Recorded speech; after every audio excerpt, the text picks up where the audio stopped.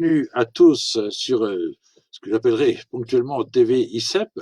Merci de prendre un petit peu de temps pour essayer de comprendre un sujet très ingrat qui est la question des finances publiques. Donc je ne peux pas tous vous saluer, mais je dirais quand même bonjour particulièrement à Hugo qui me connaît bien. Merci d'être ici, Hugo, et qui sera donc l'ambassadeur pour vous tous. Donc si vous voulez bien, j'ai intitulé ces trois cours que nous allons faire d'une heure quoi qu'il en coûte, parce que c'est l'expression du président Macron qui a dit face à la crise sanitaire qu'il allait tout faire quoi qu'il en coûte. Quoi qu'il en coûte, très bien, mais qui va payer le coût, quel avantage, quel coût-bénéfice, c'est des choses que nous allons essayer de voir. Alors l'objectif de ce topo que je vais faire pendant 3 journées consécutives à la même heure, c'est un objectif qui a essentiellement pour but de décrypter un petit peu le monde actuel, de donner des clés de compréhension pour comprendre l'instant présent, mais il y a un deuxième objectif qui est un peu permanent, c'est également d'essayer de trouver des invariants, quelques principes sur lesquels il faut s'appuyer pour ensuite penser, éventuellement reconstruire une autre économie. Euh, voilà, c'est quelque chose qu'on se donne. Le but, c'est pas uniquement de décrypter l'instance, mais c'est de se mettre dans une perspective de long terme. Donc, je m'appelle Patrick Louis, je suis professeur à l'Université Lyon 3 et j'ai la chance d'être également professeur à l'ICEP, qui est une ruche très intéressante, une ruche qui bourdonne, où il y a beaucoup d'activités, dont le miel s'appelle la connaissance, mais il s'appelle également, il y a la bienveillance et l'exigence. Et je vais vous faire un topo qui ne sera pas tout à fait en adéquation avec ce qu'on va faire ici, parce que parmi vous, il y a des gens qui sont déjà de haut niveau en économie et je ne peux pas faire un topo scientifique, je n'ai pas de tableau, je ne peux pas vous donner des sources et on a peu de temps.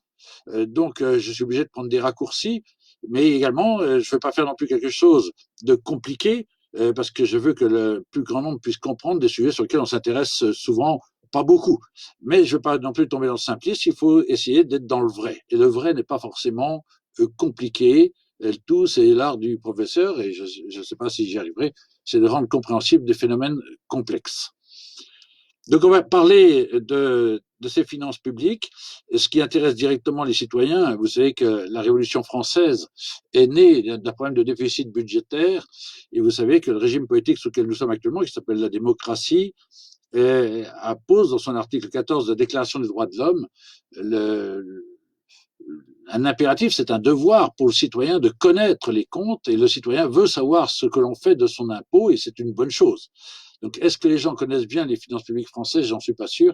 Donc, je vais à vous donner quelques éléments. Alors, commençons à rentrer un petit peu dans le sujet. Nous sommes dans une crise sanitaire, mais cette crise sanitaire, bien sûr, va devenir une crise économique. Il est bien évident que ceux qui ne vont pas travailler font que l'offre de biens et de services n'apparaît pas sur le marché, donc on ne produit pas de richesse. Et d'autre part, les dépenses, les gens qui restent chez eux ne dépensent pas, donc on a une double crise de l'offre, de la production, et une crise de la demande. Crise sanitaire qui va devenir une crise économique, et crise économique qui va devenir certainement une crise financière, parce qu'on va éteindre le feu avec une création monétaire absolument aberrante. Aberrante, non pas on a raison de le faire parce qu'il faut éteindre le feu et quand il y a le feu à la maison, on ne cherche pas à faire des économies d'eau, mais il faut savoir que ceci aura des conséquences et des conséquences dont on mettra un certain temps à se rattraper. La crise actuelle est une crise qui sera d'autant plus difficile qu'il ne faudrait pas croire que la crise sanitaire est la crise de tout ce qui va se passer. Sous ce phénomène imprévu, prévisible mais imprévu, de la crise sanitaire, il faut bien comprendre qu'il y avait déjà fondamentalement des déséquilibres économiques profonds. Hein, et la crise économique était larvée, on ne s'était pas encore bien remis de 2008, et il ne faudrait pas faire porter à la crise sanitaire l'ensemble des responsabilités des dégâts qui se passent aujourd'hui. Il y a des grands phénomènes antérieurs qui existent. Donc, comme le temps est limité, je vais, si vous voulez bien, parler pendant à peu près 40 minutes et ensuite on fera 20 minutes de questions-réponses. Je voudrais voir avec vous trois choses. Qu'est-ce qu'un budget? La deuxième chose, le financement, les budgets qui sont votés, qui donnent le pouvoir à une mairie, à une région, à un département, à un État de dépenser. La question des budgets. Ensuite, voir que ces budgets sont très souvent en déficit. Donc, qu'est-ce que c'est que ces déficits pour aboutir au phénomène le plus important, puisque les déficits d'aujourd'hui, c'est ce qui fait la dette de demain. Et vous savez très bien que la dette de demain, il faut tôt ou tard même si on peut trouver des échappatoires, il faudra les payer. Et donc la dette de demain, c'est les impôts d'après-demain. Donc, si vous voulez bien, 3 points, le budget, le déficit, la dette. Tout ça en 40 minutes, c'est de l'ordre de l'exploit, mais on va essayer de le faire. Donc, si je regarde la question du budget, toutes les collectivités ne peuvent dépenser une somme d'argent qu'après avoir voté démocratiquement un budget. Ça se fait en principe en décembre, et on vote un budget. Et si l'Assemblée donne au maire, au président du Conseil général, au président du Conseil régional, à l'Assemblée nationale, donc à l'État, s'il y a une approbation du budget qui est proposé, eh bien, ça donne le pouvoir à la puissance publique de lever l'impôt et de dépenser cet argent qui vous est pris. Parce que n'oubliez pas que l'impôt, c'est un synonyme, c'est l'argent des autres et votre argent. Il ne faut jamais l'oublier. Et de ce droit, ceux qui payent des impôts ont véritablement un droit d'exiger une saine gestion, une gestion rigoureuse. Cet argent n'appartient pas aux politiques, il appartient à la nation qu'il met à disposition pour le bien commun de la nation. Donc, un budget est en principe toujours voté à l'équilibre. Il faut toujours que la colonne des recettes égale à celle des dépenses. Et un maire qui vous dit j'ai toujours voté mes budgets en équilibre, il est quasiment menteur parce qu'il n'a pas le droit de ne pas le voter en équilibre. La grande question, c'est que la colonne des recettes, les impôts qui vont être prélevés sont prévisibles, prévus, mais incertains. Et les dépenses sont également prévues, mais il peut y avoir des dépenses un peu aléatoires auxquelles on ne s'attendait pas. Et que très souvent, quand on vote un budget, il y a toujours dans la colonne des recettes déjà un déficit prévu qui est financé par l'emprunt. Et dans les recettes, vous avez tout ce que est collecté comme impôt, un financement par l'emprunt qui comble le déficit, et en face des dépenses, et ceci fait l'équilibre. Alors ce déficit, est-ce que les déficits, c'est une bonne chose ou une mauvaise chose? C'est une première question qu'il faut se poser. Et il faut savoir qu'il y a des déficits qui sont subis et des déficits qui sont voulus. Et il y a des gens qui, n'ayant pas de chance, leur budget va se retrouver en déficit. Ça va être le cas, entre autres, de l'État français, parce que comme l'économie arrête de produire, si l'économie s'affaisse à la fin de l'année de 6-8%, les recettes fiscales vont baisser de 8%. Donc mécaniquement, par rapport aux prévisions qu'avait fait notre Premier ministre, eh bien, s'il y a 8% de moins de recettes, le déficit va se retrouver mécaniquement beaucoup plus grand parce qu'il y a moins de recettes. Ça, on va voir qu'il y a un déficit peut-être subi, parce que tout n'est pas prévisible, on peut se tromper dans les prévisions, il y a des aléas, mais peut-être voulu, il y a des gens qui disent, mais c'est très bien de se mettre en déficit. Donc regardons rapidement ces 2 points. Le premier point, si je prends le déficit subi, oui, les recettes sont incertaines, je viens de le dire, les impôts que vous collectez, quand vous votez en décembre, vous pensez que les impôts l'année prochaine vont être de temps ou temps. Donc tout dépendra de la santé de l'économie. Si les ménages ont des revenus qui augmentent, ils dépensent plus de TVA. Si les ménages ont des revenus qui augmentent, ils payent plus d'impôts sur le revenu. Ils consomment plus d'essence, donc plus de taxes intérieures sur les produits pétroliers. Parce que vous savez tous que nos voitures sont tous des hybrides. C'est 1/3 essence ou gasoil, 2/3 de taxes dans ce que vous payez. C'est la taxe intérieure sur les produits pétroliers. Et tous les impôts, l'impôt sur les sociétés payé par les entreprises, ça c'est incertain. Et de l'autre côté, vous avez également des dépenses qui sont incertaines. Parce que bien sûr, si vous avez créé une piscine, une MJC, si vous êtes un maire, c'est des dépenses, il faut payer le matériel qui est investi, il faut payer les personnes, il faut payer les notes de gaz, il faut payer le personnel, il faut les payer, mais vous pouvez très bien avoir un pont qui s'écroule, vous pouvez très bien avoir la mairie, le toit de la mairie qui brûle ou je ne sais quoi, si vous êtes mal assuré, il y aura une dépense supplémentaire à payer. Donc des dépenses incertaines, des recettes incertaines, eh bien, on peut se trouver, bien sûr, dans ce cas-là, avec un déficit. Et il est bon, dans ce cas-là, si on avait l'habitude d'avoir une économie qui était bien gérée, si elle n'était pas très endettée, il lui est facile de s'endetter pour combler ce trou provenant d'un aléa de l'histoire. Ainsi, l'Allemagne, aujourd'hui, ayant des finances publiques à l'équilibre et même excédentaires d'une certaine manière, se retrouve devant une crise importante, mais ce n'est pas difficile quand vous avez en bonne santé financière de trouver des financements et vous pouvez facilement vous endetter pour combler le coût de la crise. Le problème n'est pas exactement le même que quand vous partez d'un pays, et malheureusement c'est le cas de la gestion française depuis 1981 globalement, où tous les ans le budget est en déficit, souvent subi et voulu, je vais revenir là-dessus, Et étant en déficit, au moment où on a besoin de beaucoup d'argent, eh bien, il faut se réemprunter dans un pays qui est déjà très endetté. Donc, un déficit peut être subi, et dans ce cas-là, c'est la faute à pas de chance. Il faut prévoir souvent fait les choses, et gouverner c'est prévoir, donc, mais il y a quand même, le monde est toujours fait d'incertitudes, tout n'est pas absolument prévisible, donc il est bon de se mettre en position d'absorber un choc de ce type, donc d'avoir des budgets sainement à l'équilibre, c'est-à-dire sans recours à l'emprunt. Mais d'autres vont vous dire, mais un déficit, ça peut être, il faut peut-être faire exprès de se mettre en déficit. Et alors, ça c'est là où le problème devient un peu plus compliqué, parce que mettre un déficit, se mettre volontairement en déficit, c'est volontairement dire au maire, au président du conseil régional ou à l'État, je vais dépenser plus que je reçois. Et alors là, vous voyez que c'est pas stupide. Il ne faut pas jeter le bébé et l'eau du bain, il faut essayer de bien comprendre. Je viens de vous dire que le mieux, c'est l'équilibre budgétaire. Mais s'il y a une crise économique, s'il y a une récession, s'il y a une dépression économique, si le marché n'achète plus, un homme qui s'appelle John Maynard Keynes, qui est le théoricien de ce qu'on appelle le keynésianisme, a dit qu'à court terme, il n'était pas forcément stupide que l'État se mette à dépenser en plus ce que le marché n'achète plus par lui-même, de manière à garder un certain niveau de dépenses constant qui permet de maintenir un certain niveau d'activité pour empêcher de rentrer dans la crise.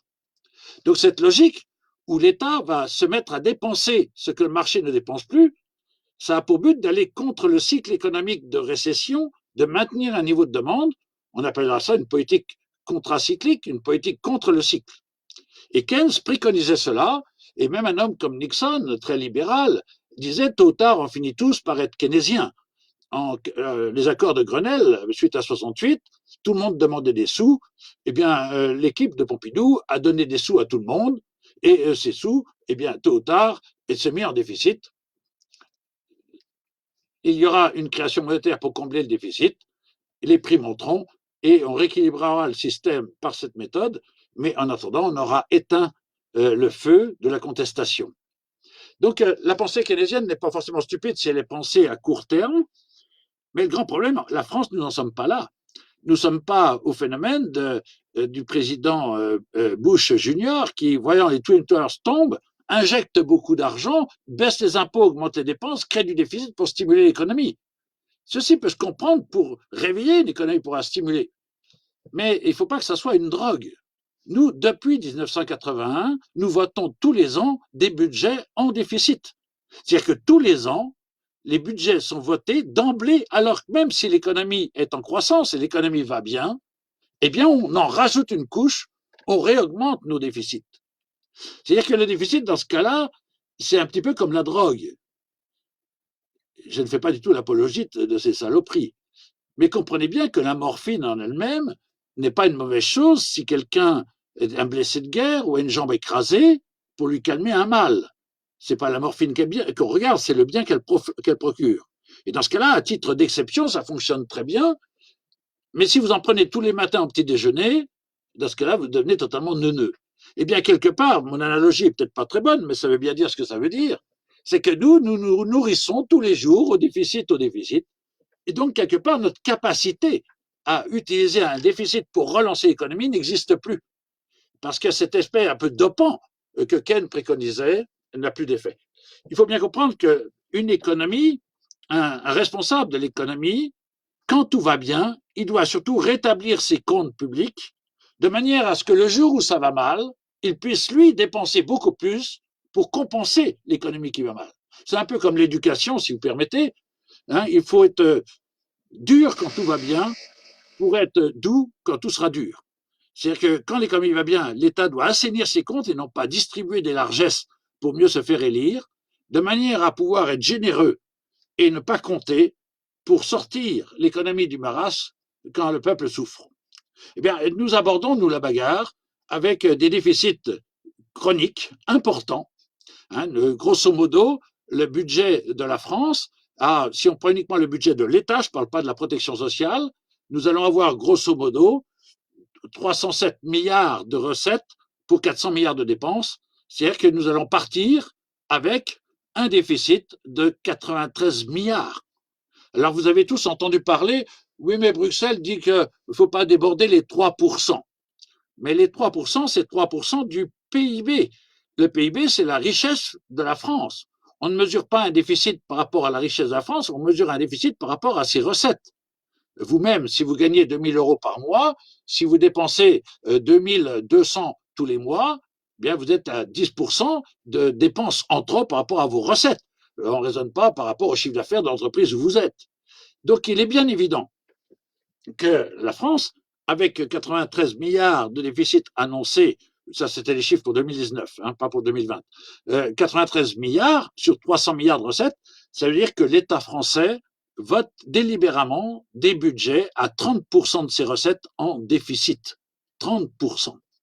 25-30%, ça dépend, ça varie tout le temps, je viens de vous le dire. C'est-à-dire que nous sommes quelque part, nous sommes drogués au déficit, et les gens sont un peu perdus avec le 3% de Maastricht qui dit, mais c'est 3% du PIB, et le PIB, ben, c'est 2400 milliards d'euros chaque année. Ben, 3% de 2400 milliards, ça fait 72 milliards. C'est-à-dire que Bruxelles dit, il ne faut pas déborder 72 milliards de déficit. Je ne sais pas si vous vous rendez compte de l'aberration du propos. C'est totalement fou, c'est beaucoup trop. C'est 3%, mais 3%, les gens disent, ben, si j'ai un paquet de bonbons avec 100 bonbons, je suis prêt à donner 3 bonbons, je suis généreux. Oui, non, c'est pas ça. C'est tu as un paquet de bonbons avec 100 bonbons, on te demande d'en donner 36. Et donc, c'est plus du tout la même chose, uniquement pour le déficit, hein, uniquement pour le déficit. Sachez à titre indicatif que le ministère de la Justice, c'est moins de 10 milliards de recettes.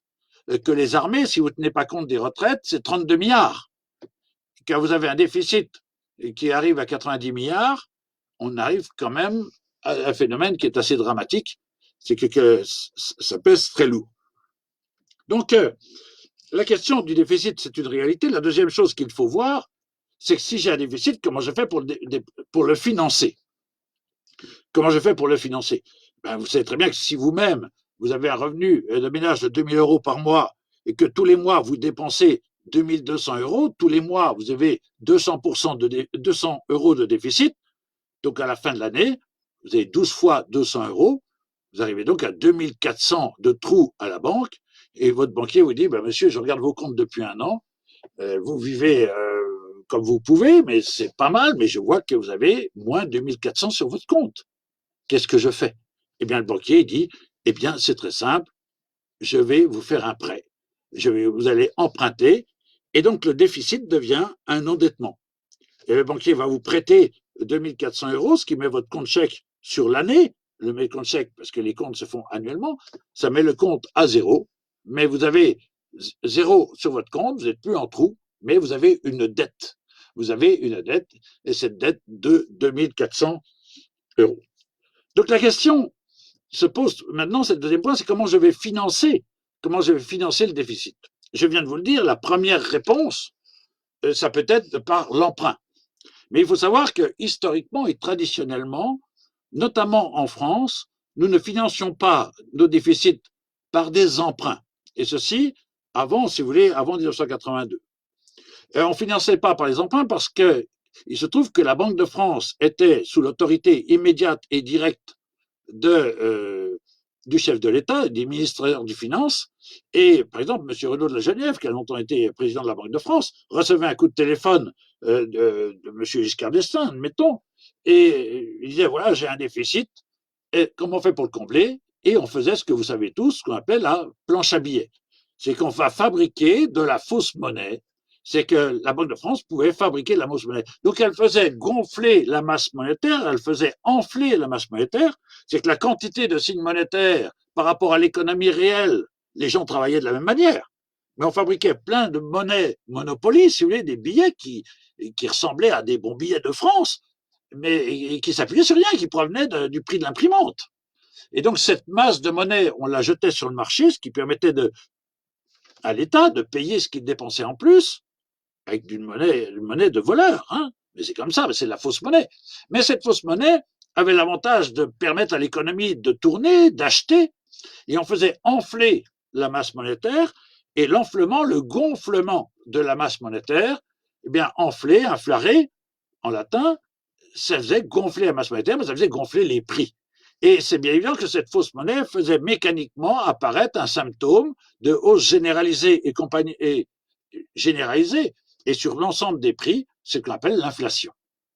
Alors l'inflation est un système qui est assez violent, hein, parce que vous le savez très bien que l'inflation est un impôt. L'inflation, c'est un racket qui est fait sur les ménages. Hein. Vous faites vos courses et subitement vous payez tout plus cher, mais c'est bien une baisse de pouvoir d'achat. Et si votre employeur vous dit, voilà, je t'augmente de 3%, et que vous apprenez le soir à la radio que les prix augmentent de 7%, eh bien, vous dites que votre employeur est un peu dur, parce que les prix augmentent de 7%, alors que les prix, votre paye augmente de 3%, ben vous avez perdu 4% de pouvoir d'achat. Donc l'inflation, il faut bien faire attention, c'est très mauvais pour les ménages, parce que c'est une baisse de pouvoir d'achat. Et oui, mais si on a fait un déficit, il faut que quelqu'un paye. Hein. Rien ne se perd, rien ne se crée, disait le grand scientifique français Lavoisier. Et donc, si à un moment donné, une génération a trop dépensé, il faut bien que quelque part, quelqu'un paye. Et il y aura toujours quelqu'un qui sera là pour payer.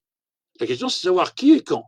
L'avantage de l'inflation, c'est qu'elle amène mécaniquement la génération, la création monétaire qui fait de l'inflation, c'est que la génération qui a fait le déficit, c'est elle qui paye par la hausse des prix.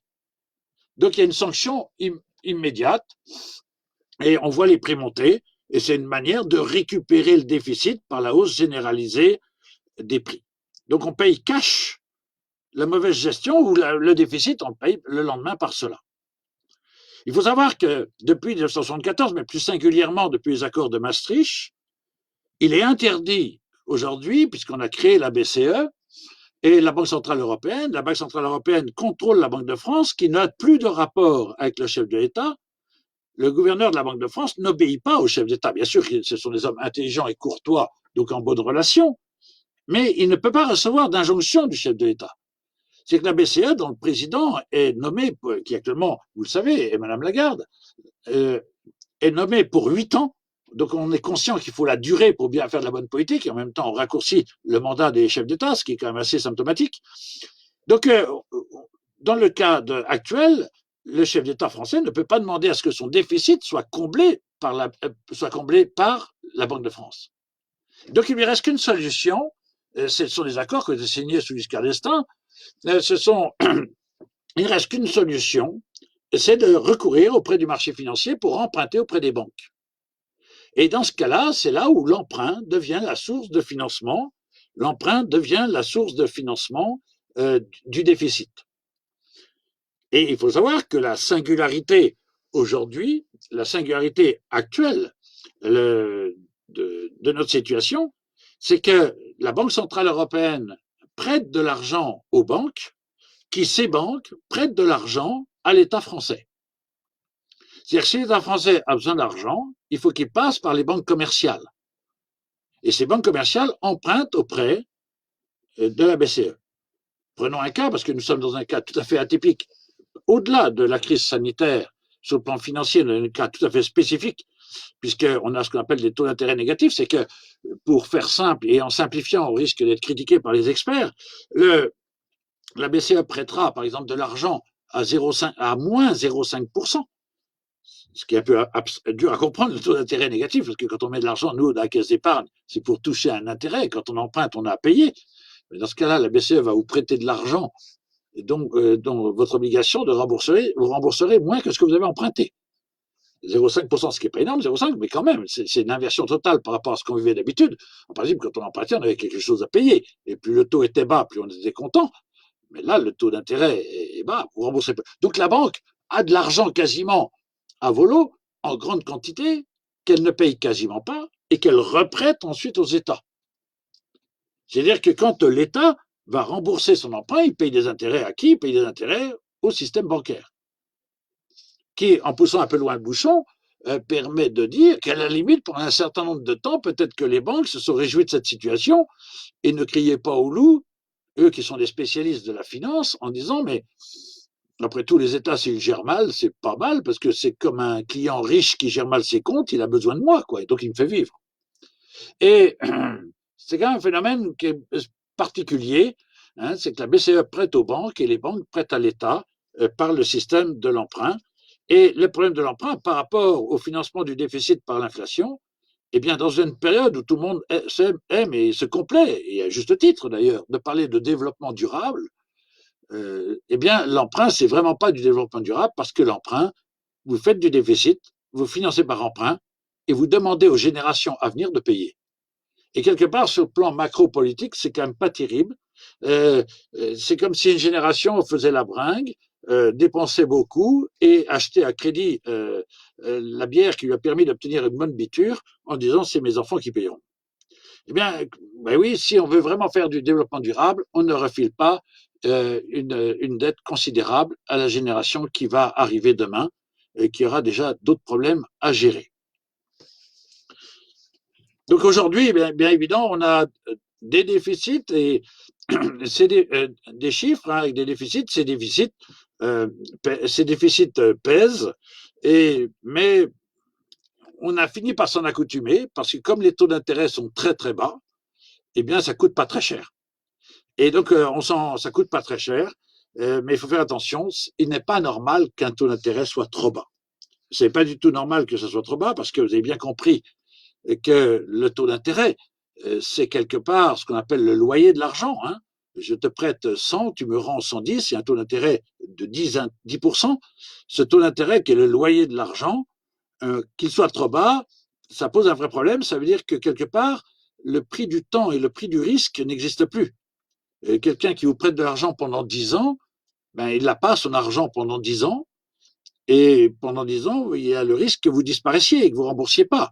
Donc il est normal qu'en principe, quelqu'un qui prête, plus la durée est longue, plus il va prêter à un taux élevé. Eh bien aujourd'hui, nous sommes dans des situations où les taux d'intérêt sont très très bas, c'est-à-dire que j'emprunte pour 6 mois, pour 1 an, pour 3 ans, ou pour 5 ans ou 10 ans, c'est presque les mêmes taux. C'est-à-dire que quand le temps n'est plus valorisé, c'est très mauvais signe. Et c'est philosophiquement une sorte de contradiction très forte. Parce qu'en principe, si je prête de l'argent pour 3 jours à un ami, je ne lui demande même pas d'intérêt. C'est évident.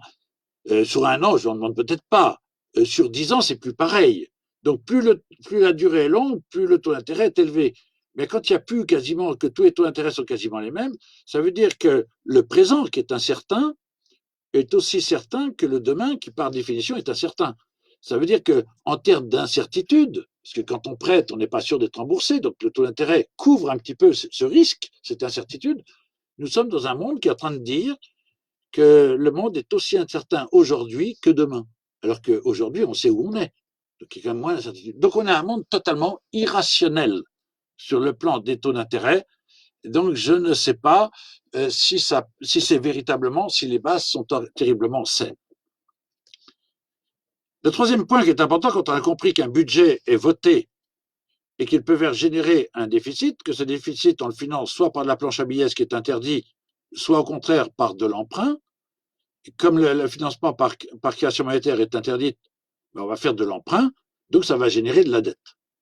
Vous avez bien compris que les emprunts, on les fait en dernier ressort vis-à-vis de la Banque centrale européenne, qui, elle, singulièrement, mais ce n'est pas l'objet du topo d'aujourd'hui, qui, elle, singulièrement, théoriquement, n'a pas le droit de créer de monnaie. Hein, c'est ce qui était créé aux accords de Maastricht, et l'Allemagne, quand elle a été d'accord pour entrer dans la zone euro, en grande partie, en contrepartie de la fusion des Allemagnes de l'Ouest et de l'Allemagne de l'Est. N'oubliez pas que c'est 92, hein, que la réunification des Allemands, la chute du mur, c'est 89, 80, donc la fusion, c'est 91.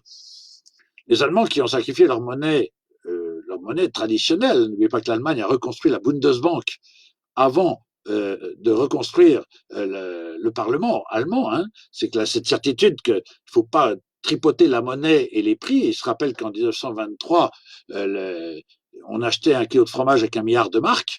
Hein, les grandes inflations, donc quand les relations entre les prix sont détruites, les relations entre les hommes sont détruites, et que tôt ou tard, ça va très mal, et que ce désordre appelle la nécessité d'un ordre impératif, et ils savent très bien que le nazisme est né en grande partie sous les décombres d'une mauvaise économie financière.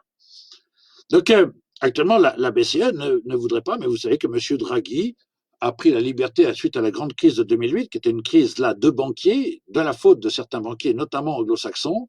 Cette grande crise de 2008, pour éteindre le feu, on a créé énormément de fausses monnaies, notamment M. Draghi. Donc, il a dérogé aux règles de la BCE, ce qui a mis nos cousins germains en rogne, en furie, et qui disent non, la Banque centrale n'a pas le droit de créer de la fausse monnaie, on n'a pas le droit de recours à cette création de fausse monnaie qui normalement devrait se porter en inflation à travers le monde.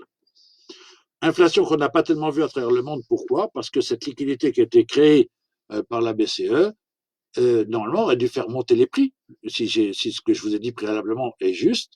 Mais dans la réalité, on a vu que cette monnaie s'est portée uniquement sur les actifs déjà existants. C'est que cette monnaie qui a été créée par la BCE et par le système des banques est retombée à acheter des choses qui existaient, comme des immeubles ou bien des valeurs en bourse. Donc des choses existantes qui, quand on les rachète, on ne crée pas de richesse en plus, on ne crée pas de ponts, de nouvelles routes, de nouveaux centres de recherche, de nouveaux investissements, de nouvelles machines. Non, on ne fait qu'augmenter la valeur d'un bien qui existait, qui augmente en valeur. Et ça s'appelle une bulle. Ça fait une bulle de prix parce que le prix des choses augmente et on va voir la bourse. Une entreprise qui, elle, fait 2-3% de croissance, on va voir son titre monter de 10-15%. Donc, tôt ou tard, on voit bien qu'il y a un écart entre le prix qui est donné, théorique, et la réalité de l'économie qui est en dessous.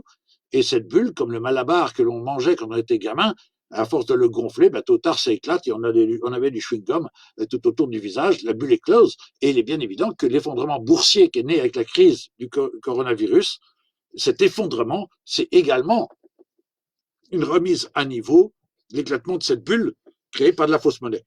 Donc la question, je vous dis cela, je vous parle un petit peu de la BCE rapidement, parce que vous savez très bien que M. Macron dit quoi qu'il en coûte. M. Macron, il a des comptes qui sont en déficit, la France est endettée, et il dit, je vais payer, mais il va payer avec quoi? Il va payer avec de l'argent qu'on va réemprunter à la BCE.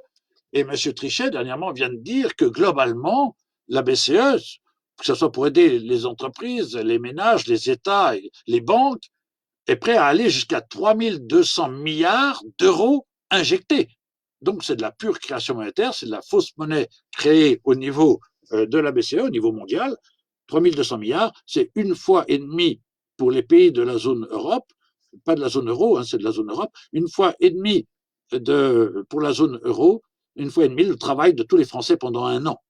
Donc cet argent qu'on va injecter, cette fausse monnaie qu'on va injecter, il est bien évident que tôt ou tard, il faudra payer. Et donc, pour le moment, le médicament fait du bien, mais demain, il faudra le payer. Alors, regardons rapidement la dette. Si on prend avant la crise du coronavirus, la dette française, c'est 2400 milliards. C'est facile à se rappeler. C'est une année de travail. Il faudrait que pendant un an, on travaille et qu'on ne dépense rien et qu'on donne tout pour combler la dette. 2400 milliards, c'est assez beaucoup. Et alors, regardons, vous avez bien compris que ce sont les déficits d'aujourd'hui qui font la dette de demain. Et je vais essayer de vous montrer ensuite que la dette, cette dette réalimente les déficits. Et c'est là où le cercle est infernal. Donc, je répète, les déficits d'hier font la dette, mais cette dette va, elle, à son tour, générer les déficits. Alors, quand l'État a besoin d'argent, il emprunte. Qu'est-ce qu'il fait pour emprunter? Il émet ce qu'on appelle des bons du trésor. Vous savez, le trésor public, quand vous payez vos PV, vous payez au trésor public. Si vous êtes fonctionnaire, vous recevez votre paye du trésor public. Le trésor public, c'est le caissier, le banquier de l'État. Et donc, lui émet des bons du trésor. C'est que monsieur et madame Landru, moi-même, un autre, je ne l'ai jamais fait, mais peut acheter un bon du trésor. C'est que vous donnez, admettons, 10 000 euros, vous prêtez 10 000 euros à l'État, et l'État s'engage à vous verser un taux d'intérêt qu'il versera obligatoirement, ce qu'on appelle une obligation, de 2 à 3% pendant une durée, admettons 10 ans. Ce qu'on va appeler une obligation assimilée du Trésor, OAT, c'est-à-dire une obligation, un bon du Trésor, tout ça c'est les mêmes mots, après il y a des subtilités bien sûr, mais vous prêtez 10 000 euros à 3% pendant 10 ans. Au bout de 10 ans, vous récupérez vos 10 000 euros et tous les ans, vous recevez 3%. C'est comme ça que l'État finance ses déficits. Alors, qui est-ce qui prête à l'État français? Eh bien, celui qui prête à l'État français, traditionnellement, en principe, ça devrait être des Français. En tout cas, le Japon, qui a une énorme dette, qui est de plus de 220% de son PIB, c'est le summum mondial, mais l'État japonais, la dette japonaise n'appartient qu'à des Japonais. Alors que nous sommes quasiment à 63 à 64% de la dette française dans les mains de gens non résidents français. Donc, très souvent des gens des pays arabo-musulmans, parfois des Américains, parfois des Japonais, et parfois des Chinois, mais nous devons cet argent non pas à des Français, ce qui n'est pas du tout pareil.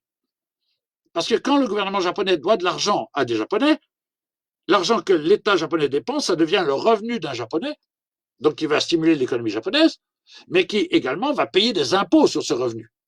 Alors que nous, quand nous payons nos intérêts au donneur, à celui qui cherche où placer son argent, et la France est une très bonne signature, malgré, il ne faut pas trembler, la France est solide, est immensément riche, sa dynamique est faible, par rapport à ce qu'elle pourrait donner, elle est en dessous, mais la France reste un pays terriblement prospère et efficace.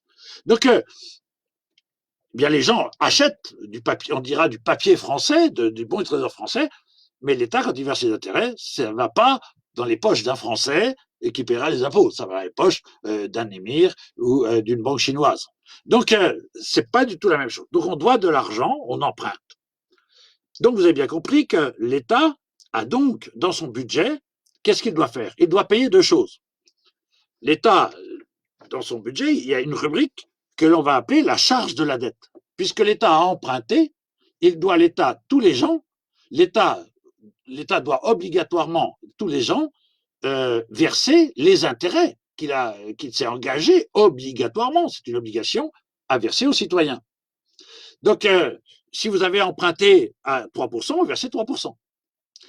Il se trouve donc que ceci représente une grosse somme. Parce que imaginez que vous empruntiez, si l'État empruntait à 2% en moyenne, 2% sur 2400 milliards de dettes, ça fait 48 milliards d'intérêts à payer. C'est-à-dire que dans le budget de l'État, il y a une ligne, intérêt à payer pour dépenses d'hier, 48 milliards. Mais 2%, c'est un taux d'intérêt très bas. Mais aujourd'hui, la BCE a tellement prêté de l'argent peu cher que l'État français arrive à avoir un coût de la dette qui coûte 1,5%. C'est-à-dire 2400 milliards à 1,5%, ça fait 36 milliards d'intérêts. Mais néanmoins, la France, qui a une très belle armée, et qui bricole avec le petit budget qu'on lui donne, mais qui est une des plus belles armées d'Europe, mais très belle surtout par le corps, l'esprit de corps, l'âme de ses soldats, pas tellement par la qualité de ses ministres. Et cette armée française, elle a un budget de 32 milliards. Le budget américain, c'est plus de 600 milliards. Donc 32 milliards, c'est-à-dire que les intérêts de la dette sont supérieurs au budget de l'armée. Donc on voit très bien qu'est-ce qui est orienté vers la prévention des risques et vers le futur, et qui est orienté vers le comblement du passif des années précédentes. Donc on vit aujourd'hui avec 1,5% de taux d'intérêt qui est très très bas. Donc c'est ce qu'on appelle la charge de la dette, il faut les payer. Donc plus vous êtes endetté, plus vous avez d'intérêt à payer, et plus vos comptes sont difficiles. Les ménages le savent très bien. S'ils ont un intérêt élevé à porter sur leur maison, ils savent que c'est un mauvais temps à passer, mais en face de la dette du ménage, il y a une maison, il y a un actif. La question, nous, c'est notre dette. Elle a servi à financer quoi? Si elle a servi à financer des infrastructures, si elle a servi à financer des centres de recherche, si elle a servi à créer des entreprises, à racheter des entreprises à l'étranger. Donc là, on a créé un outil, donc on a effectivement une dette, mais on a un actif. Mais là, vous comprenez bien que la dette qui naît de 2008, de la crise financière, c'est pour reconstruire une maison détruite. Donc on ne crée pas de richesse en soi. On ne fait que remettre à niveau. Et que là, actuellement, l'argent qu'on va créer pour la crise du coronavirus, c'est pour combler une économie qui ne travaille plus. Donc c'est pas de la dette qui s'appuie sur qui finance de l'investissement, parce qu'il ne faut surtout pas avoir peur de savoir s'endetter. Si l'endettement va à l'investissement. Mais quand vous avez une dette importante pour rien, même si le taux d'intérêt est bas, ça devient catastrophique. Le deuxième point, c'est qu'il y a donc les intérêts à payer, mais il faut bien comprendre également qu'il y a là ce qu'on appelle le service de la dette. C'est que celui qui a prêté il y a 10 ans, il faut forcément donc, au bout de 10 ans, rembourser son capital. Donc l'État, il doit rembourser chaque année les intérêts plus des tranches de capitaux. Donc si on arrive à 250 milliards qui ont été prêtés il y a 10 ans, eh bien il faut que l'État rembourse cette année 250 milliards, plus les intérêts. Donc l'État a des gros problèmes financiers, et vous avez compris qu'il y a une mécanique diabolique qui fait se dire qu'une mauvaise gestion fait que si vous avez un budget où, avant les intérêts de la dette, vos recettes sont inférieures aux dépenses, ce qu'on appelle le déficit primaire, il reste un déficit primaire, bien vous rajoutez les intérêts de la dette, ça augmente le déficit augmente la dette, et la dette augmente le déficit.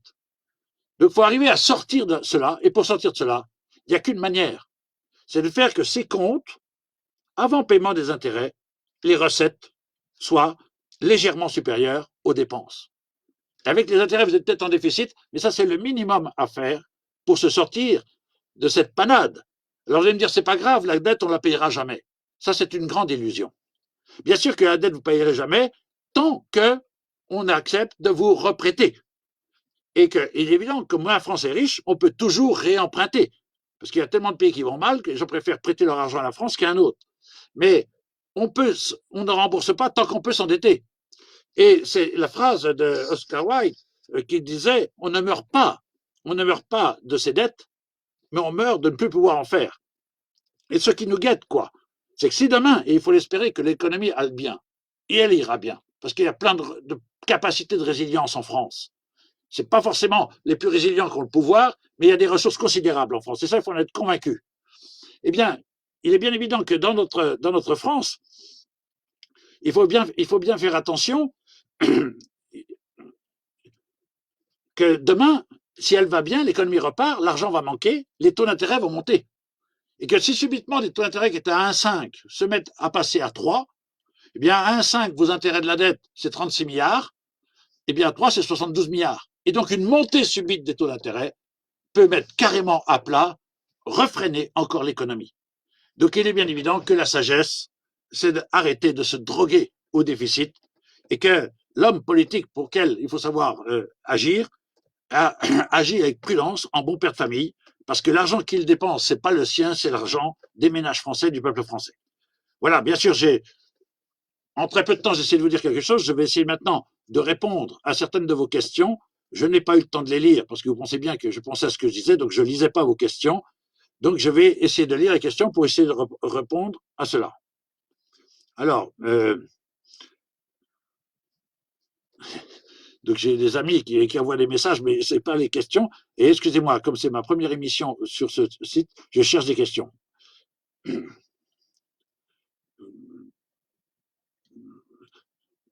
Combien d'années pour que la France ne soit plus en déficit? Non, mais la question, donc c'est une question combien d'années pour que la France soit plus en déficit? Là, on va monter terriblement. Hein. Là, nous avons 100% de déficit, on va peut-être monter, certains disent 115% du PIB, c'est qu'on va augmenter, ouais, 115%. Mais comme le PIB va chuter, ça va peut-être nous faire monter en valeur, comme le PIB c'est plus bas, le chiffre, ça va peut-être s'afficher à 120, 125. Je crois que l'important, il ne faut pas essayer de croire que l'on va résorber la dette tout de suite. Ce qu'il faut, c'est commencer à rétablir, ne plus faire de déficit. Et avec le temps, si on n'a plus de déficit, notre dette, on la laisse au même niveau, elle n'augmente plus. Et si l'économie repart, le poids de la dette décroît par rapport au PIB. Je pense que c'est la seule hypothèse auquel on peut vraiment espérer. Donc, il n'y a qu'une seule logique, c'est d'arrêter d'augmenter la dette. Mais prétendre aujourd'hui dire qu'on va la diminuer, c'est pas le moment d'étrangler les ménages, alors qu'il faut qu'ils achètent, il faut qu'ils retrouvent le goût de la vie et de la liberté, etc., pour que l'économie, pour que nos restaurateurs, nos employeurs, etc., aient du boulot à nous donner. Donc, je crois qu'on vivra avec cette dette, mais ce qu'il faut, c'est arrêter de la faire grossir. Alors, une question, la plus grande partie des déficits de l'État n'est-elle pas essentiellement due au gabegie des élus qui nous ruinent depuis des décennies, sans parler de leurs émoluments scandaleux ou outranciers? Non. Non, alors, dans la question, je dis non.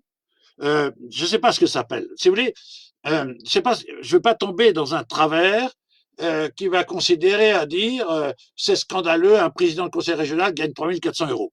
Non, je ne vois pas pourquoi quelqu'un qui est chef d'État n'a pas un niveau de revenu très confortable. Un Premier ministre doit avoir un revenu très confortable. Parce que si vous ne payez pas vos élus, vous allez avoir comme élus uniquement des gens payés par des groupes financiers. Parce que si un type est intelligent et qui a une famille, il va essayer de faire vivre sa famille. Donc il faut que celui qui soit à la tête de l'État, parce qu'il s'occupe des biens communs, il faut qu'il mette sa famille à l'abri du besoin. Donc il faut bien payer les élus. Ça ne coûte rien, ne tombez pas dans une démagogie trop facile. Hein, et les vrais gabegies, c'est de mettre des feux rouges là où il n'y en a pas besoin, c'est de construire des autoroutes qui ne sont jamais branchées à l'autoroute, c'est de l'argent jeté n'importe où, c'est de rembourser des choses qu'il ne faut pas rembourser. Et cristalliser ça sur la rémunération de l'élu, je pense que c'est facile, c'est compréhensible par tout le monde. C'est une sorte de... J'ai pas dit qu'il fallait qu'ils vivent comme des malades, hein, mais le chef d'État représente l'État, il doit être sur un certain pied. La personne doit disparaître derrière la fonction. Mais maintenant, si vous voulez, quand vous savez que des traders, qu'un joueur de foot, et j'aime bien le foot, hein, mais pousse une balle de cuir dans des filets, va gagner 1 million par mois, la vraie question, c'est qu'il n'est pas normal que celui qui s'occupe du bien public ne gagne pas ce qu'un honorable cardiologue va gagner. Donc, il faut bien faire attention. Il y a une forme de démagogie néo-communiste par derrière, qui n'est même pas néo-communiste, parce que dans les dachas des blocs soviétiques, l'écart de revenus était bien plus supérieur du temps de l'URSS quasiment que l'écart moyen tel qu'il existe en France aujourd'hui.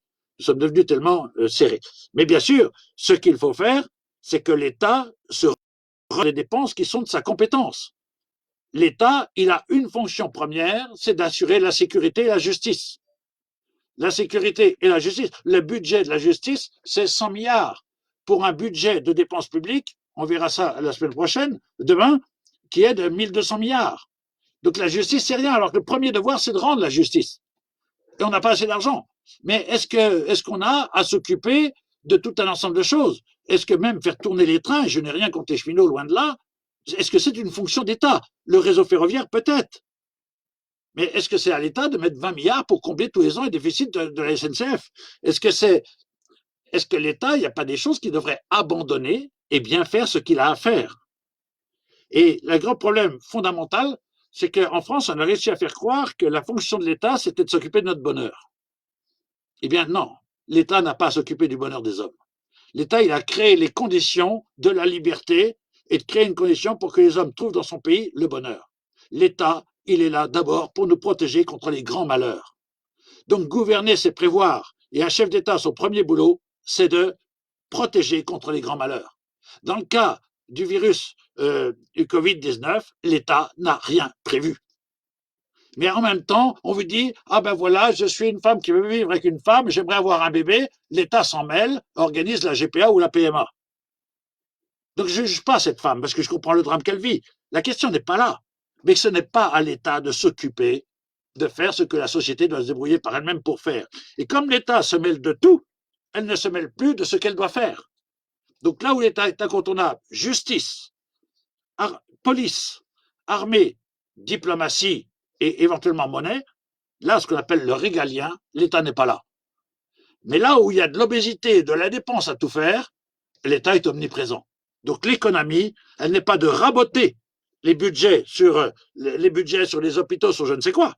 Elle veut dire, là où je suis nécessaire, je le fais à fond, et il y a des endroits où je ne fais pas. Il ne faut pas raboter, il faut tronçonner. Alors, Hervé, un vieux frère, le taux d'emprunt extrêmement bas, conjugué à la détention de notre dette souveraine par des pays qui deviennent nos créanciers, il n'y a plus que ce qui est souverain aujourd'hui. Est-ce que c'est un effet de drogue sur le dirigeant? Oui, on a perdu, on est dépendant de nos créanciers. Si on invite le président du Qatar au 14 juillet, c'est certainement c'est pas uniquement pour qu'il finance le Qatar Saint-Germain, hein. C'est bien parce qu'on a besoin de leurs capitaux. Oui, il y a une perte déjà de volonté de souveraineté dans la tête de nos chefs. Hein. C'est intéressant de voir que le président Macron veut la souveraineté européenne, mais c'est pas possible, la souveraineté ne se partage pas. Il faut que la France, qui représente le peuple français, soit authentiquement souverain. Donc il faut déjà le vouloir. C'est une volonté, c'est un chemin. Il faut le vouloir. Et après, il faut prendre les moyens. Et prendre les moyens, c'est de bien gérer ses comptes. Si les comptes sont mal gérés, c'est qu'il y a une forme de lâcheté. Alors, par exemple, Fred, que je ne connais pas, dit l'Allemagne était gagnante depuis qu'on est passé à l'euro et pas à la France. Bien sûr. Ça pose une question. Bien sûr, vous avez tout à fait raison, Fred. La question qui se pose, c'est que là, c'est une autre question, c'est la question de la monnaie unique. C'est qu'une monnaie, c'est le reflet de ce qu'est une économie. Si votre économie est très performante, mécaniquement, votre monnaie monte.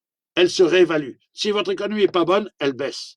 À partir du moment où vous mettez une même monnaie pour des économies qui sont très différentes, les Grecs, ils font essentiellement du tourisme, ils n'ont pas beaucoup d'usines, pas de gain de productivité. Ils ont la même monnaie que les Allemands, qui ont beaucoup de machines-outils, une haute productivité. Il est bien évident que dans ce cas-là, le pays fort devient de plus en plus fort et le pays pauvre devient de plus en plus pauvres. Les Allemands ont construit l'euro à partir d'un pied allemand. Ils ont construit l'euro, une chaussure adaptée au pied allemand. Et ils disent, ben nous, on est très à l'aise dedans. Oui, mais parce que si l'allemand fait chose du 42, ils ont fait une chaussure qui est du 43 pour les Grecs et qui est du 39 pour le français. Ben nous, on a mal aux pieds. La grande question, c'est que la première puissance dirige, et le paradoxe, c'est que vous pouvez avoir une même monnaie si vous avez une même productivité. Donc il se trouve que les Allemands se trouvent donc avec une monnaie qui est relativement faible par rapport à ce que serait un marque émancipé de l'euro.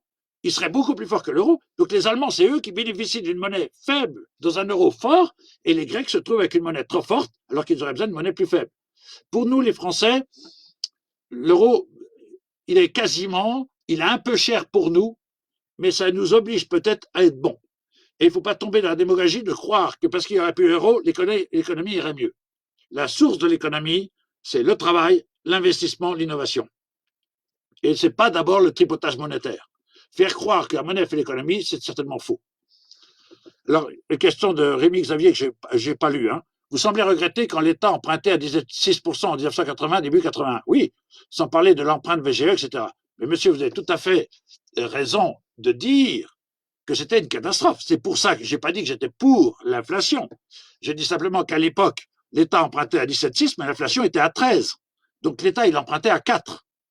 Parce que si les prix se mettent à monter, les taux d'intérêt se mettent à monter, et ce qui est important, c'est le taux d'intérêt réel, c'est l'écart entre les deux. Et c'est bien pour ça qu'on a voulu lutter contre l'inflation. On a voulu lutter contre l'inflation qui était beaucoup trop forte. N'oubliez pas qu'entre 1960 et 1992, il y a 32 ans, quasiment, le franc a dévalué de 336%, de plus de 300% par rapport à l'Allemagne. Mais pourquoi? Parce que les Allemands n'avaient pas d'inflation et nous avions plein d'inflation. Je vous dis simplement que l'inflation, c'est une mode de financement. Et je vous dis que par rapport à ce qui. Et il y a l'emprunt. Par rapport à la crise actuelle du coronavirus, l'État français est obligé d'emprunter des sommes colossales. Comment va-t-on en sortir? Est-ce qu'on va en sortir par l'emprunt ou est-ce qu'on va en sortir par l'inflation? Je crois qu'il ne faut pas se faire de solution. La seule solution qui restera à peu près possible, ce sera de sortir par l'inflation. Je n'ai pas dit que je le souhaite. Il y a le feu au navire. Je vous dis quel est le meilleur extincteur qu'il faut utiliser, c'est tout. Je ne souhaite absolument pas ça. Et je pense que l'inflation n'est pas une bonne chose. C'est une manipulation monétaire. Je l'ai même dit, c'est une création de fausses monnaies, c'est du vol. Mais financé par l'emprunt, c'est une autre forme de vol. Parce que l'inflation, il y a un vol, mais c'est celui qui le fait, c'est la génération qui le fait qui paye, alors que l'emprunt, c'est celui qui est titulaire du recel du vol qu'il consomme et il refile la patate chaude à ses enfants. Véronique Henry, ça fait longtemps que la crise menace, elle n'a pas attendu le coronavirus. Je l'ai dit en introduction, vous n'étiez peut-être pas là, j'ai bien dit que la singularité de la crise actuelle, c'est que le coronavirus c'est pas la poudre qui explose, c'est la mèche qui met le feu à la poudre. L'économie était déséquilibrée en amont de tout cela. Et c'est bien pour ça qu'on est encore plus mal à arriver, et c'est ce qu'on verra dans le 3e jour jeudi, c'est que le fond du problème, c'est les fondamentaux de l'économie qui n'étaient pas sains. Si on avait une économie moins internationalisée, mais pas internationalisée, moins transnationalisée, mondialisée, globalisée, il est bien évident qu'on n'aurait pas fabriqué chez nous nos masques, on aurait fabriqué chez nous nos tests, parce qu'on aurait nos stocks de matière et qu'on aurait pu faire une solution à l'allemande. Mais on a tellement cru que le monde était en marche, que demain on allait changer l'homme. Rappelez-vous, les transhumanistes parlaient il y a encore 6 mois que l'homme allait être immortel et que demain on va vers un monde nouveau, les temps qui chantent, etc. Eh bien, on a abandonné toute forme de bon sens, tout principe de réalisme et de réalité. Et c'est pour ça que je l'ai bien dit que l'État doit veiller essentiellement à protéger contre les grands malheurs et non pas à faire le bonheur. Et que l'État, en se transformant en prophète des temps modernes, en se mêlant de ce qui ne le regarde pas d'une certaine manière, est un activateur de la crise parce qu'il fait ce qu'il n'avait pas à faire. Il avait à nous prévenir des grands dangers. Et de ce côté-là, c'est un zéro plus que pointé. Donc nous descendons, je ne sais pas, les questions passent et je ne les vois plus. Rémi Xavier, je lis votre question, je ne sais pas encore ce qu'il y a dessus. Il ne faut pas avoir peur de s'endetter si la dette va aux investissements. Oui, si l'investissement est intelligent et rentable, que si nos politicards incompétents ne font guère, euh, oui, etc., oui, incompétents dans le fonds de guerre, ils endettent la France pour financer, oui, d'accord, je ne peux pas tout lire, vous avez tout à fait raison, il y a des risques de mauvais investissement et de bien investissement. Le grand problème, c'est que quand vous allez acheter votre maison, quand vous allez emprunter 100 000, 200 000, je ne sais pas, vous n'allez pas endormir, vous allez réfléchir, calculer, vous prenez un risque, vous allez travailler. Mais quand vous êtes à la tête, à la limite, même si vous êtes un salarié d'une grande banque, à qui on vous a dit, ben voilà, jeune homme, tu sors d'une très grande école de commerce, tu as 27 ans, tu vas gérer 200 millions d'euros, c'est toi qui les places. C'est pas son argent qui place. Et donc, il a des rationalités qui sont totalement différentes. Lui, ce qui est important, c'est que ça rapporte dans 2 ans, parce que dans 2 ans, il veut changer de banque et montrer qu'il a gagné beaucoup. Vous, quand vous achetez pour acheter votre maison, vous raisonnez sur 20 ans, comment je vais faire, etc. Et l'homme politique dans une assemblée, quand il vote un budget, mais c'est pas son argent. Moi, je me rappelle, j'ai eu la chance et l'honneur de représenter parfois ma région, et quand il fallait financer, on me disait, mais pourquoi tu t'opposes à ça? Ça coûte un rond-point. Parce que l'unité de base, c'était le rond-point, vous voyez. Mais parce que un rond-point, c'est à peu près 200 000, 300 000, 500 000 euros, ça dépend des périodes. Mais parce que les gens s'en soucient pas, c'est l'argent des autres pour lesquels ils votent. Donc mécaniquement, il faut qu'en matière d'investissement, plus la décision est proche du sol, plus la décision est proche du réel, plus vous voyez les sanctions du réel. Donc il faut toujours comprendre que l'on gouverne de haut, mais on administre de près. Donc la question économique, il faut que ce soit le plus proche du sol. Que les grands principes de gouvernement se fassent avec une certaine distance du peuple, c'est normal, mais on administre toujours de très près. Et le grand problème aujourd'hui, c'est que vous avez des gens à la tête de banques qui gèrent de l'argent qui n'est pas le leur, c'est l'argent des épargnants, l'argent des retraités. Ce sont des salariés parfois, ce n'est pas forcément des grands propriétaires, qui eux investissent un peu parfois n'importe comment, et souvent très rapidement, parce que c'est leur promotion de carrière qui est derrière. Et donc quand l'argent est géré essentiellement par le politique et par des institutions financières, et non plus par monsieur et madame Landru, monsieur et madame Duchemu ou n'importe quoi, qui eux investissent dans une action, dans une maison, dans un champ de patates, ça peut très bien être dans une action Michelin, une action Lafarge, mais c'est leur argent. Donc là, vous avez une rationalité. Alors, François-Xavier dit quel axe de réduction des déficits avez-vous? Le grand problème, c'est que là, on va être obligé d'augmenter, les déficits vont augmenter, parce qu'il faut d'abord remettre l'économie au travail, mais il est bien évident que ça va être difficile de réduire les déficits dans un premier temps. Hein, mais les axes de réduction des déficits, je vous l'ai dit, c'est d'arrêter, c'est de définir là où l'État et la fonction publique est nécessaire, et notamment dans les investissements d'infrastructures, dans ce qui est tourné vers le long terme, et arrêter d'investir dans le folklorique et dans le saupoudrage, dans l'émiettage d'argent à peu près partout. Alors, Jean-Marc Ancelli dit, doit-on sortir de l'Europe? Excusez-moi d'être un peu casse-pied, mais moi, on pense avec les mots, on travaille avec des outils, il faut que les outils soient bien aiguisés. Arrêtez de dire l'Europe pour parler de l'Union européenne. La France, ce n'est pas la République. La France est une république. L'Europe, c'est un continent, c'est une histoire, et qui a une forme politique conjoncturelle qui s'appelle l'Union européenne. Donc, si vous me demandez est-ce qu'il faut sortir de l'Union européenne, c'est pas la même chose que sortir de l'Europe, parce que les Anglais ne pourront jamais sortir de l'Europe, parce qu'ils n'ont pas bougé de 10 cm par rapport à Dunkerque. Donc, faites bien attention, parce que réduire Europe à Union européenne, c'est déjà foutre de la gueule des Suisses, mais c'est surtout faire que interdire toute observation critique sur l'Union européenne, parce qu'il est bien évident que toute personne qui habite en France, parce qu'il est français, est européen. Donc on le prend dans un piège sémantique. Oui, il faut fondamentalement bouger et réformer l'Union européenne, qui est une machine qui a été pensée dans une autre époque par des technocrates, par des gens qui ne croient qu'à l'économie et qui nient la réalité de l'histoire et du passé, le poids du donné et de la singularité des peuples. Donc c'est évident, et je crois que de ce côté-là, il y aura une grande bagarre qui va avoir lieu dans les années qui viennent, dans le temps qui va venir, juste après cette crise. On va avoir une grande bagarre entre ceux qui vont défendre le localisme, c'est-à-dire une politique, excusez-moi de parler en anglais, bottom-up, qui part de la base vers le haut, avec la France, l'État français qui porte la nation, donc le cadre de notre culture, et nation qui s'associe dans un concert des nations. Et je dis concert et je dis pas union des nations, concert parce que dans un concert, un hautbois n'est pas une flûte, n'est pas une grosse caisse, chacun a son truc, il y a un concert des nations, et ça c'est le vrai international.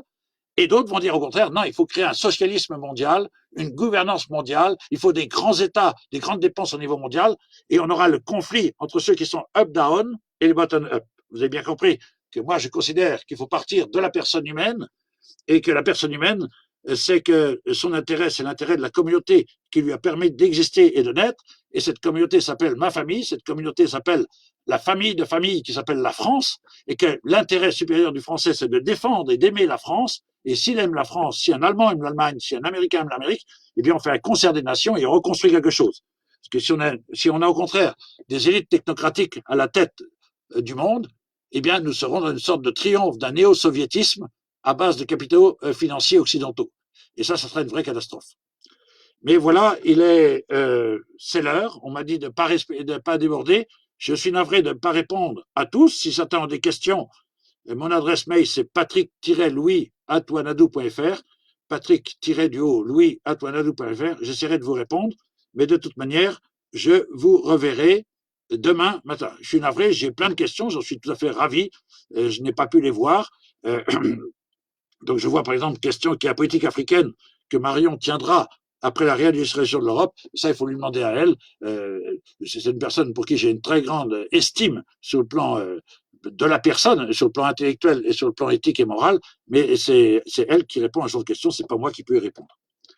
Voilà, merci à tous pour votre présence sur ICEP TV, on va appeler ça comme ça, et je vous retrouve demain à la même heure pour traiter d'un autre sujet, c'est que la santé n'a pas de prix, mais virgule, je dis oui, mais elle a un coût important, et si vous voulez bien, je répondrai également à vos questions, mais vous n'avez qu'à ouvrir un petit peu plus tôt, et si vous ouvrez un petit peu plus tôt, je répondrai entre 10 minutes avant à la question que vous me poserez à ce moment-là sur les questions d'aujourd'hui. Voilà, à demain 14h30 si vous le voulez bien, au les cœurs, et restons, il y a les confinés, mais nous on est confinés mais pas confinés. Hein. Allez, à bientôt, bonne soirée.